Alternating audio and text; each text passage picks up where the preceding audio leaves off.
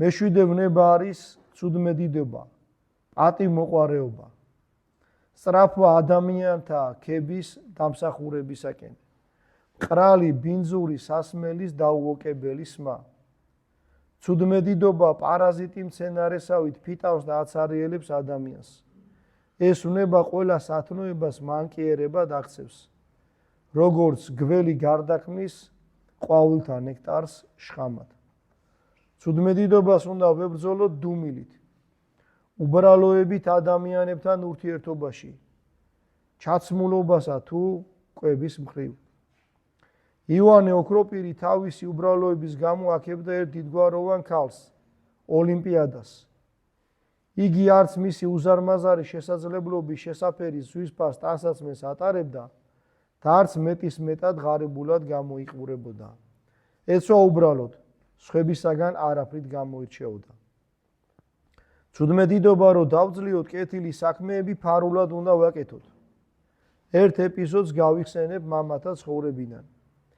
ერთმა მონოზონმა გადაწყვიტა ეგვიპტეში, ეგრეთ წოდებული მარილიანი ტბების მიდამოებში ცხოვრებ ბერებს წვეოდა. ქრისტეს მიერმა ძმებმა იგი სიხარულით მიიღეს. მიართვეს ყველაფერი საუკეთესო, რაც ჰქონდათ.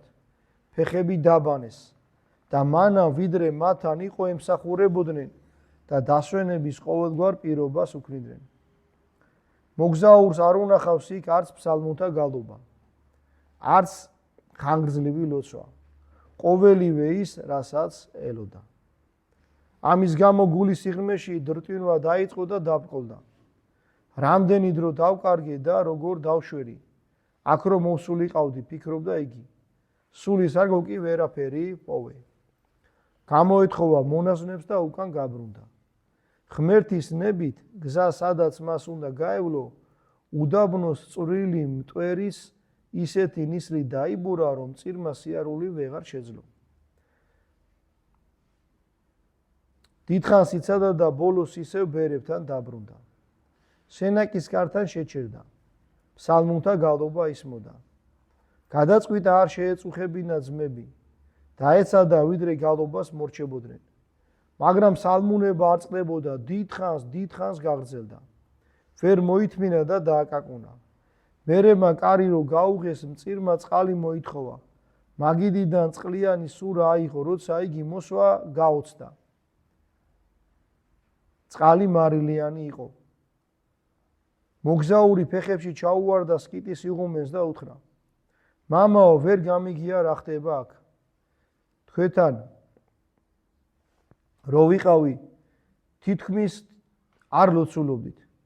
გემრიელი წყალი და ღვინო დამალევინეთ. თქვენ თვითონ კი თურმე რა სვამთ? იღუმენმა უთხრა: შვილო ჩემო, ასეთი წესი გვაქვს. არავის უმხელთ, როგორ ცხოვრობ და ვლოცულობთ. მიგიღეთ როგორც მგზავრი, პატივი გეცით. ჩვენ თვითონ საერთოდ მარილიან წყალს სვამთ. მარტო საკვებით კი არ მარხულობთ, წყალსაც ისე ცოტა სვამთ, რომ ყოველ ყლუფს ვთვლით. ასე რომ მოგზაურმა მართლაც დიდი სარგებელი პოვა სულისათვის. ეგვიპტელი მამები წერდნენ: ქველმოქმედება, რომლის შესახებ მთელი ქვეყანა შეიტყობს, ფას კარგავს. ის თითქოს უკვე აღარ არის ქველმოქმედება. მოციქული ჰერმესი გვირჩევს: აირჩიე სულიერი მოძღვარი, შორს ნუ დაუწყებ ძებნას, აქვე იქნება ეკლესიაში. ოღონდ სიცრუის სულს, ცუდმედიდობასა და პომპეზურობას ერიდე. პომპა არის ქედმაღლური სიყვარული გარეგანი ბრწყინვალებისა და დიდებულებისადმი. პატივმოყვარე მოღვაწე სიცრუის სულის ძალაუფლებაში ექცევა. ხოლო სიკვდილის შემდეგ გაირკვევა ყველაფერი, გამოაშკარავდება შინაგანი ადამიანი.